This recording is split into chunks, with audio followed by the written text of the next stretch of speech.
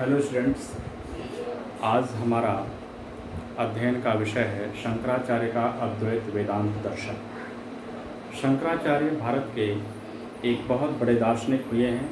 उन्होंने जिस मत का प्रतिपादन किया उसे अद्वैत वेदांत के नाम से जाना जाता है।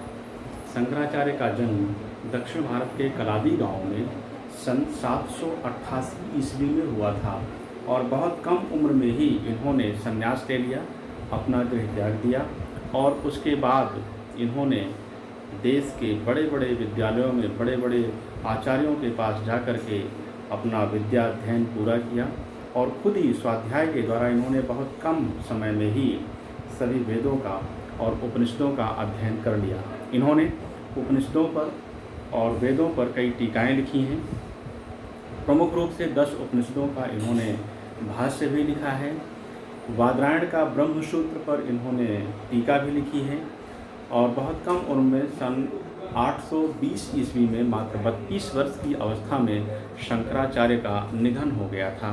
लेकिन उन्होंने इतनी ही कम उम्र में जो भारतीय दर्शन को और भारत को, विश्व को जो ज्ञान दिया, जो दर्शन दिया, वो आज तक अमिट है और उसका प्रभाव पूरी दुनिया में आज भी व्याप्त है। उसे हम अद्वैत वेदांत के नाम से जानते हैं, अद्वैत वेदांत के नाम से जानते हैं। उसके पहले हम ये जानें कि अद्वैत वेदांत, इसके पहले हम ये जानें कि इसको अद्वैत वेदांत क्यों कहते हैं। उसके पहले हमें वैदिक साहित्य के बारे में जानना पड़ेगा। वैदिक साहित्य मुख्य रूप से 4 सोपानों में बटा हुआ है, जिसमें हम पहले चारों वेदों की बात करते हैं। सबसे पुराना वेद ऋग्वेद है और सबसे बड़ा भी यही है। दूसरा वेद यजुर्वेद है, जिसमें यज्ञ की विधियाँ बताई गई हैं। तीसरा वेद सामवेद है, जिसमें गायन और संगीत से संबंधित मंत्र दिए गए हैं। और चौथा वेद अथर्ववेद है, जिसमें लौकिक विषयों से संबंधित विषय हैं। जादू, टोना, भूत प्रेत के भी इसमें मंत्र मिलते हैं। पृथ्वी सूक्त भी इसी में है, जिसमें इन सब की बातें करते हैं। इन वेदों को, इन चारों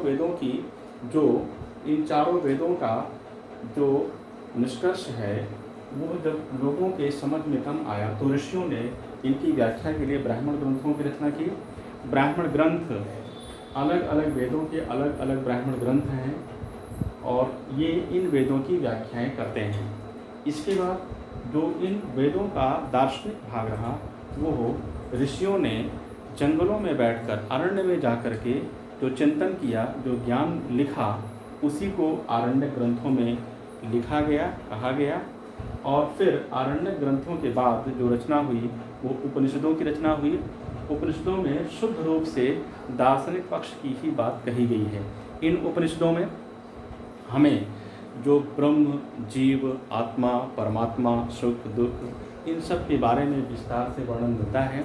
और उपनिषदों की जो शैली है वो गुरु शिष्य परंपरा की संवाद शैली में लिखे गए सारे के सारे संवाद हैं और मंत्र हैं।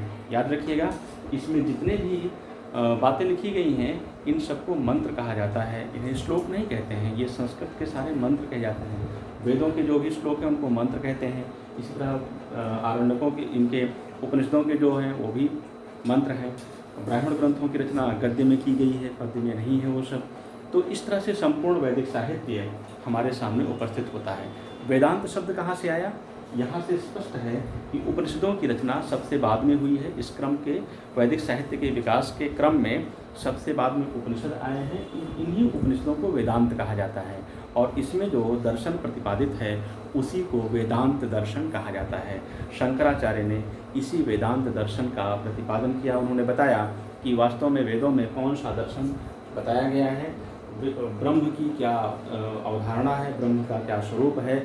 ये सारी बातें हमें शंकराचार्य के अद्वैत वेदांत दर्शन में साथ साथ दिखाई पड़ती हैं। उपनिषद का अर्थ है समीप बैठना, समीप जाना, समीप पहुंचना, ईश्वर के समीप पहुंचना, ज्ञान के समीप पहुंचना और गुरु के समीप पहुंचना। गुरु के पास बैठ कर के शिष्य और गुरु जो आपस में संवाद करते हैं, उस संवाद शैली में बड़े बड़े प्रश्नों का उत्तर मिलता है। उदाहरण के लिए एक सवाल है, जब शिष्य पूछता है अपने गुरु से ये बताएं कि ये आत्मा क्या है और हमें अपने शरीर के अंदर आत्मा क्यों नहीं दिखाई देती है, तो शिष्य को आदेश दिया गुरु ने कि वो सामने वाले पेड़ के बारे में बताइए, कौन सा पेड़ है। उसने कहा ये बरगद का पेड़ है। कहा उसमें से एक फल तोड़ कर लाओ। शिष्य ने उस बरगद के पेड़ से एक फल तोड़ा और लाकर गुरु जी को दिया, और फिर गुरु जी ने शिष्य से कहा इस फल को तोड़ो। जब शिष्य ने उस फल को तोड़ा तो गुरु ने पूछा इसके अंदर आपको क्या दिखाई देता है? तो उसने कहा इसके अंदर बहुत छोटे छोटे बीज हैं। और फिर शिष्य ने जब फिर दूसरा सवाल किया, गुरु ने फिर उनको आदेश दिया कि अब आप इन बीजों में से एक बीज को लेकर उसे तोड़िए। जब शिष्य ने उस बीज को तोड़ा तो उसके अंदर फिर शिष्य से पूछा गया कि क्या दिखाई पड़ता है? तो शिष्य ने कहा हमें तो कुछ नहीं दिखाई पड़ता है। लेकिन गुरु ने कहा इसी के अंदर जो तुम्हें दिखाई नहीं पड़ रहा है, इसी बीज के अंदर ही ये विशाल वट वृक्ष छुपा हुआ है। इट मीन्स जैसे इस वृक्ष के बीज के अंदर तुम्हें कुछ नहीं दिखाई दे रहा है, लेकिन है वो वृक्ष इसी के अंदर समाया हुआ है, वैसे ही हमारे शरीर के अंदर आत्मा है और वो हमारे अंदर ही समाई हुई है और हम उसका साक्षात दर्शन नहीं कर पाते हैं, लेकिन उसका अस्तित्व है। इस तरह के तमाम दृष्टांतों के द्वारा तमाम बातें उसमें सिद्ध की गई हैं। शंकराचार्य ने जो बात कही ईश्वर के बारे में, ब्रह्म के बारे में, जो सत्ता के बारे में उन्होंने बात कही, वो सबसे प्रमुख उनका जो वाक्य है वो है एको ब्रह्म द्वितीयो नास्ति। जो एक मूल सिद्धांत है उनका, अर्थात ब्रह्म एक ही है, दूसरा नहीं है। ये प्रमुख सिद्धांत है, एको ब्रह्म द्वितीयो नास्ति, अर्थात ब्रह्म एक ही है, दो ब्रह्म नहीं है। ये पहली बात। और फिर दूसरी बात उन्होंने कहा कि अहम ब्रह्मास्मि। ये भी संवाद शैली में जो बातें हो रही हैं गुरु और शिष्य के बीच में, जब गुरु ने कहा कि ब्रह्म कौन है, तो अहम ब्रह्मास्मि, मैं ही ब्रह्म हूँ। और फिर तत्त्वमसि, वो तुम ही हो। मतलब ये जो ब्रह्म का स्वरूप है हमारे अंदर भी है, तुम्हारे अंदर भी है, सभी के अंदर ब्रह्म एक ही है। और ब्रह्म सत्यम जगत मिथ्या, ये जो मेन वाक्य है उनका, इन्होंने कहा कि इस जगत, इस संसार में ब्रह्म ही सत्य है, बाकी संपूर्ण संसार झूठा है। इस बात को लेकर के जब ये अपने मत का प्रचार कर रहे थे, शंकराचार्य बनारस में आए पंडितों के पास, तो उनको शास्त्रार्थ में जब उन्होंने हराया तो वहाँ के पंडित बहुत ही कुंठित हुए और उन्होंने कहा इनसे हम इस अपमान का, इस हार का बदला लेंगे, क्योंकि वो अपने को अपमानित महसूस कर रहे थे। तो उन्होंने शंकराचार्य के पीछे एक पागल हाथी को दौड़ा दिया। शंकराचार्य भागे, जब वो हाथी ने उनको खदेड़ा तो वो भागे। तो अब पीछे से जो पंडित थे वो सब हंसने लगे। उन्होंने कहा आप तो कहते थे कि ये संसार झूठा है, तो फिर आप भाग क्यों रहे हैं? शंकराचार्य ने कहा मेरा भागना भी झूठा था, क्योंकि जब झूठा है तो सब कुछ झूठा है ना। मैं भी झूठा हूँ, हाथी भी झूठा है, भागना भी झूठा है, सब कुछ झूठा है। तो ये जितनी भी बातें हैं, जितनी भी दुनिया में जो भी चीज़ें दिखाई देती हैं वो सब मिथ्या हैं, केवल ब्रह्म ही एक चीज़ है, सत्य है। एक सवाल उठता है कि अगर ब्रह्म एक है और ये जितने भी जीव हैं ये सब झूठे हैं, तो हमें ऐसा क्यों लगता है कि ये सब चीज़ें हैं?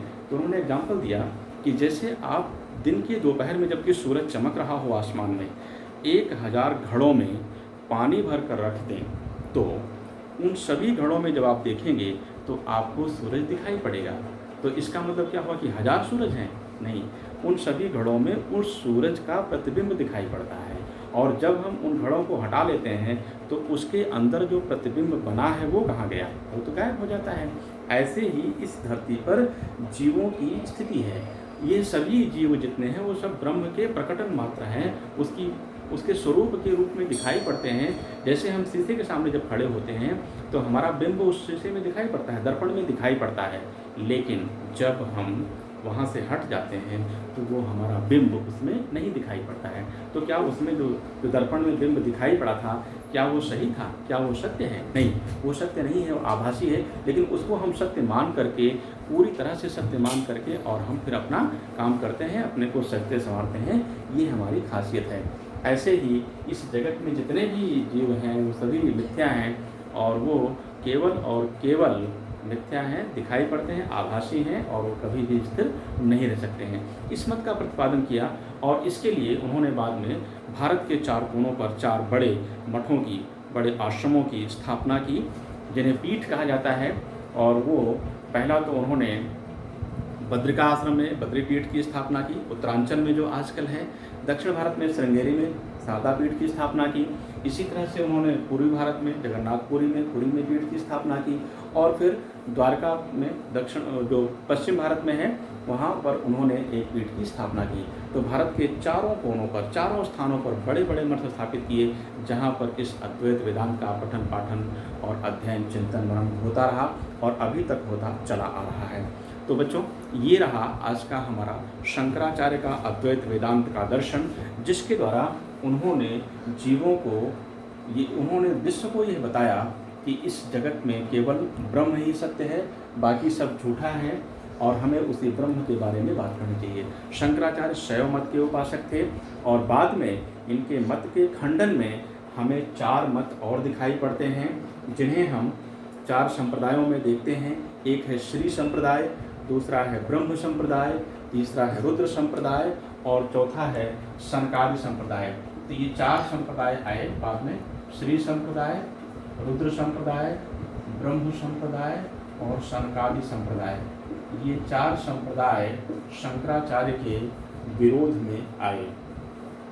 श्री, ब्रह्म, रुद्र और सनकादि संप्रदाय, ये 4 संप्रदाय है। इनके बारे में हम अगली कक्षाओं में, अगले क्लासेस में बात करेंगे, एक एक की चर्चा करेंगे। याद रखिएगा, इन संप्रदायों में शंकराचार्य के मत का खंडन किया गया है या उसको कुछ तोड़ मरोड़ कर नए ढंग से पेश किया गया है, और इनके अलग अलग आचार्यों ने इनकी व्याख्याएं की हैं। और ये सभी आचार्य विष्णु के उपासक थे, शंकराचार्य शिव के उपासक थे, शैव मत के मतावलंबी थे, और ये सभी वैष्णव उपासक थे, विष्णु के मतावलंबी थे।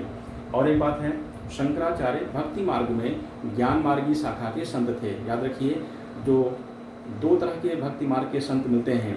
कुछ संत हैं जो ज्ञान मार्गी हैं, जो तर्क के आधार पर, ज्ञान के आधार पर ईश्वर को प्राप्त करना चाहते हैं, और दूसरे हैं भक्ति मार्गी, जो भक्ति के द्वारा, आराधना के द्वारा, ईश्वर की आराधना के द्वारा ईश्वर के बारे में और अपनी मुक्ति के बारे में जानना चाहते हैं।